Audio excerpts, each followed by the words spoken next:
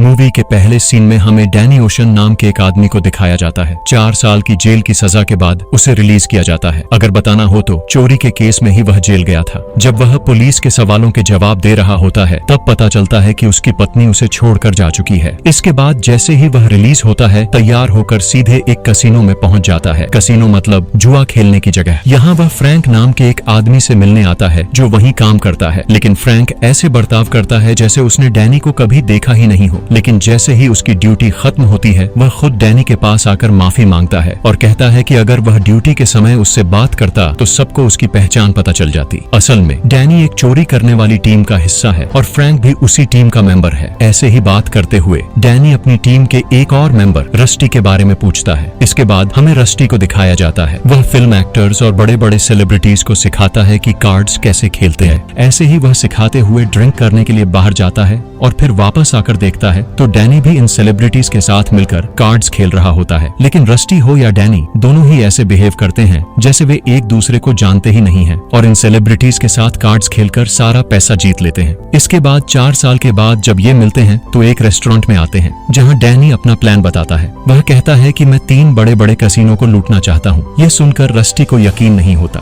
फिर डैनी एक लॉकर का ब्लूप्रिंट दिखाते हुए बताता है कि उन 3 बड़े कैसीनो का सारा पैसा इसी लॉकर में आता है। अगर हम इस लॉकर को लूट लें तो हमारी जिंदगी सेट हो जाएगी। लेकिन प्रॉब्लम यह है कि वो 3 कैसीनो टेरी नाम के एक आदमी के हैं। टेरी बहुत ही डेंजरस बिजनेसमैन है। इसमें बहुत रिस्क है। ये जानते हुए भी रस्टी भी उसके साथ जुड़ जाता है और कहता है कि हमें एक अच्छा टीम बिल्ड करना होगा। अपने इस प्लान को लेकर ये दोनों अपनी टीम के पुराने मेंबर रूबन के पास जाते हैं, लेकिन रूबन कैसीनो का नाम सुनते ही मना कर देता है। वह कहता है कि कैसीनो में बहुत सारे सिक्योरिटी कैमरास होते हैं और गार्ड्स भी बहुत ज्यादा होते हैं। इससे पहले भी 3 लोग कैसीनो को लूटने की कोशिश कर चुके हैं, जिसमें से 2 लोग तो गेट पार करके बाहर भी नहीं निकल पाए और एक आदमी जैसे ही बाहर निकला उसने अपनी जान गंवा दी। यह सुनने के बाद जब डैनी और रस्टी वहां से जाने लगते हैं तो रूबन पूछता है कि तुम किस कैसीनो को लूटने वाले हो। जैसे ही वे बताते हैं कि वे टेरी के 3 कैसीनो को लूटने वाले हैं, रूबन भी उनके साथ जुड़ने के लिए तैयार हो जाता है क्योंकि टेरी और रूबन बहुत बड़े दुश्मन हैं। इसके बाद हमें उनकी टीम दिखाई जाती है। फ्रैंक तो पहले से ही उनकी टीम में होता है। पुराने मेंबर्स के साथ साथ कुछ नए लोगों को भी शामिल किया जाता है। एक का नाम वर्जिल है और दूसरे का टर। ये दोनों ड्राइवर्स हैं। फिर लिविंगस्टन है जो FBI पुलिस डिपार्टमेंट में टेक्नीशियन के रूप में काम करता था, लेकिन उसे अपना काम पसंद नहीं होता, इसलिए उसे भी टीम में शामिल किया जाता है। इसके बाद बैशर नाम का एक आदमी दिखाया जाता है जो अपनी टीम के साथ मिलकर एक बैंक लूट रहा होता है। उसकी खासियत ये है कि वह बहुत ही शानदार बॉम्ब्स बनाता है, लेकिन एक छोटी सी गलती की वजह से पुलिस इन्हें पकड़ लेती है। तब रस्टी पुलिस वाले का भेष पहनकर आता है और फेक ID दिखाकर कहता है कि मैं इसे संभाल लूंगा, बाकी लोगों को पकड़ो, और पुलिस को वहां से भेज देता है। इसके बाद एक ब्लास्ट करके दोनों वहां से एस्केप हो जाते हैं। इसके बाद ये दोनों एक सर्कस में आते हैं। यहाँ येन नाम का एक लड़का शानदार स्टंट कर रहा होता है, उसे भी अपनी टीम में शामिल कर लेते हैं। फिर सीन शिफ्ट होता है और सॉल नाम के एक बुजुर्ग आदमी को दिखाया जाता है। रस्टी उसके पास आता है क्योंकि वह भी उनकी टीम का एक पुराना मेंबर होता है। उसी समय के डॉग्स की रेस शुरू होती है। उसे देखते देखते रस्टी उसे पूरा प्लान समझाता है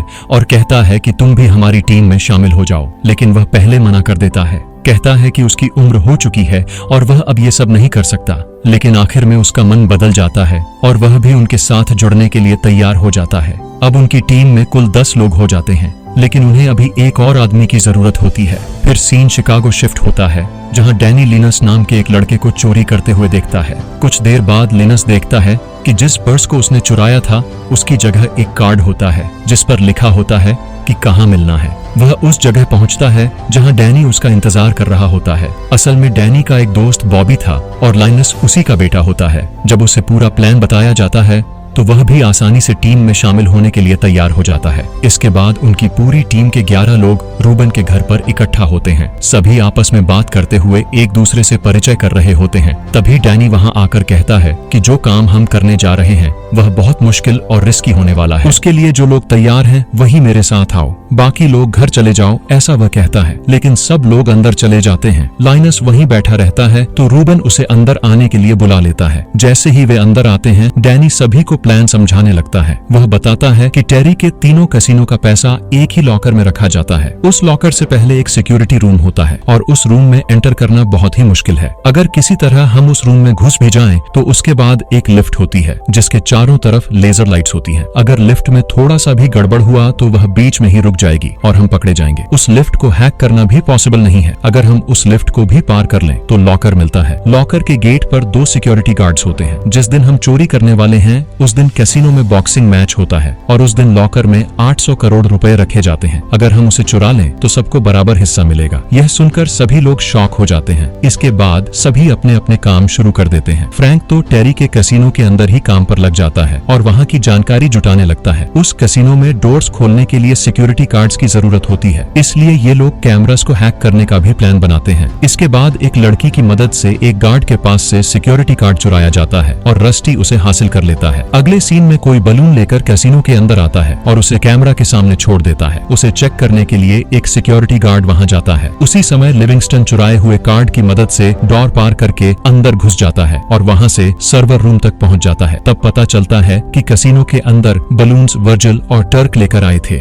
इधर लिविंगस्टन सर्वर रूम में वायर्स में एक डिवाइस लगाता है जिससे वहां के सभी सीसीटीवी कैमरास की फुटेज इनके कंप्यूटर में भी आने लगती है, यानी वह पूरे सिस्टम को हैक कर देता है। लेकिन काम खत्म करके जैसे ही वह जाने लगता है एक गार्ड उसे देख लेता है। इसके बाद जब गार्ड सर्वर रूम में आता है तो उसे वहाँ क्या दिखाई देता है, इससे लिविंगस्टन जा रहा होता है। तभी वह गार्ड उसे आवाज देकर पीछे से आता है। लिविंगस्टन को डर लग जाता है, लेकिन गार्ड आकर कहता है कि तुम यह डिवाइस वहीं भूल आए थे और उसे वापस दे देता है। यानी गार्ड को लगता है कि लिविंगस्टन कैमरा रिपेयर करने आया होगा। इसके बाद चोरी करने के बाद पैसे ले जाने के लिए एक वैन परचेज करते हैं और सारी तैयारी करते हुए सॉल को एक अमीर आदमी की तरह तैयार करके कैसीनो भेजते हैं। तभी पहली बार हमें उस कैसीनो के ओनर टेरी को दिखाया जाता है। टेरी अपने काम में बहुत ही स्ट्रिक्ट होता है और उसके कैसीनो में क्या हो रहा है हर चीज की जानकारी उसे रहती है। इधर लाइनस और रस्टी टेरी को फॉलो कर रहे होते हैं। तभी उन्हें पता चलता है कि टेरी की एक गर्लफ्रेंड है जिसका नाम टेस है। यह जानकर रस्टी बहुत शॉक हो जाता है। इधर डैनी कैसीनो जैसा ही एक फेक लॉकर तैयार करवा रहा होता है। तभी रस्टी वहां आकर उससे गुस्से में बात करता है, जिससे हमें पता चलता है कि टेरी की गर्लफ्रेंड टेस कोई और नहीं बल्कि डैनी की एक्स वाइफ ही है। इससे लगता है कि डैनी टेरी से बदला लेने के लिए यह चोरी कर रहा है, लेकिन डैनी उसे समझाता है कि वह यह सब सिर्फ पैसों के लिए कर रहा है। इसके बाद टेरी और टेस को साथ में दिखाया जाता है। इधर सॉल जो एक अमीर आदमी के रूप में कैसीनो आया था, वह टेरी के बॉडीगार्ड को मैसेज भेजता है कि वह एक वेपन डीलर है और टेरी से अलग से बात करना चाहता है। टेरी भी उससे मिलने के लिए तैयार हो जाता है। इधर टेस डिनर के लिए आई होती है। तभी डैनी उसके पास आता है। उसे देखकर टेस को बिल्कुल भी अच्छा नहीं लगता। वह उसके साथ बात करते हुए कहता है कि हम दोनों साथ में जिंदगी बिताएं, लेकिन वह इसके लिए तैयार नहीं होती। इधर सॉल टेरी से कहता है कि उसका एक इम्पोर्टेंट पार्सल आने वाला है और उसे रखने के लिए कोई सेफ जगह चाहिए। वह कहता है कि उसे हमारे लॉकर में रख सकते हैं। इधर ये दोनों अपने डिवोर्स के बारे में बात कर रहे होते हैं। तभी वहाँ टेरी आ जाता है। टेरी को पता होता है कि डैनी टेस का एक्स हस्बैंड है और वह चोरी के केस में जेल भी जा चुका है। ठीक है, तुम दोनों एंजॉय करो, ऐसा कहकर डैनी वहां से चला जाता है। लेकिन यह सब लिनस देख लेता है। इसके बाद ये सब प्लान बना रहे होते हैं कि किसी तरह येन को एक बॉक्स की मदद से लॉकर के अंदर भेजना होगा। लॉकर के फ्लोर पर हर जगह लेजर्स होते हैं, इसलिए नीचे उतरे बिना येन को जंप करते हुए अंदर जाकर डोर को ब्लास्ट करना होगा। लेकिन उनकी बड़ी प्रॉब्लम ये है कि लिफ्ट को हैक नहीं कर सकते, इसलिए इसके लिए भी एक प्लान बनाते हैं। वह ये है कि चोरी के समय पूरी सिटी की करंट बंद करनी होगी, तब समय मिलते ही लिफ्ट को पार करके नीचे जा सकते हैं। लेकिन इस तरह पूरी सिटी की करंट बंद करने के लिए एक स्ट्रॉन्ग डिवाइस चाहिए। वह डिवाइस कैलिफोर्निया के साइंस कॉलेज में मिलता है। उसे चुराने के लिए ये लोग आते हैं और लाइनस को वैन में ही छोड़कर जाते हैं। लेकिन उसके साथ वर्जिल और टर्क बहुत बातें करते रहते हैं, जिससे वह परेशान होकर बाकी लोगों के पास चला जाता है। लेकिन बाकी लोग दूसरी जगह से डिवाइस लेकर वैन के पास आते हैं। तब उन्हें पता चलता है कि लाइनस अंदर चला गया है। फिर गार्ड से बचते हुए लिनस बहुत मुश्किल से वापस वैन में आता है। जब ये सब वापस आते हैं तो एक प्रॉब्लम शुरू हो जाती है। टेरी के कैसीनो में डैनी एक चोर है, ये सबको पता चल जाता है। अगर चोरी करने जाएंगे तो उसके साथ सब पकड़े जाएंगे। तब लिनस कहता है कि डैनी अपनी एक्स वाइफ से मिलने गया था और टेरी ने उसे देख लिया, इसी वजह से यह सब हुआ है। इस पर रस्टी डैनी को इस प्लान से हटा देता है। दूसरी तरफ टेरी और टेस दोनों साथ में जिंदगी शुरू कर देते हैं। इसके बाद लाइनस को डिस्गाइज पहनाकर रस्टी उसे तैयार कर रहा होता है। टेरी को डिस्ट्रैक्ट करने के लिए तुम्हें उसके सामने एक ड्रामा करना होगा। उसी तरह सॉल भी तैयार हो रहा होता है, लेकिन वह बहुत नर्वस होता है। इसके बाद टेरी के एक कैसीनो में बॉक्सिंग मैच चल रहा होता है, यानी चोरी करने का दिन आज ही है। सॉल ने कहा था कि एक इम्पोर्टेंट चीज आएगी। वह एक सूटकेस में आती है। उसे लेकर सॉल के साथ टेरी लॉकर की तरफ जा रहा होता है। तभी वहाँ डैनी को टेरी देख लेता है। उसी समय एक आदमी सॉल को पहचान कर उससे बात करने के लिए आता है, लेकिन वह उसे नहीं पहचानता कहकर वहाँ से भेज देता। यह देखकर टेरी को उस पर शक हो जाता है। फिर सूटकेस खोलकर कहता है कि इसके अंदर के डायमंड्स बहुत कॉस्टली हैं। तब टेरी भी कहता है, ठीक है, तुम्हारे ये डायमंड्स हमारे लॉकर में रख देते हैं, लेकिन इस सूटकेस को लेकर तुम्हें लॉकर के अंदर जाने नहीं देंगे। अगर चाहो तो तुम्हारा सूटकेस लॉकर के अंदर जाता हुआ सीसीटीवी से देख सकते हो। ऐसा कहने पर वह भी मान जाता है।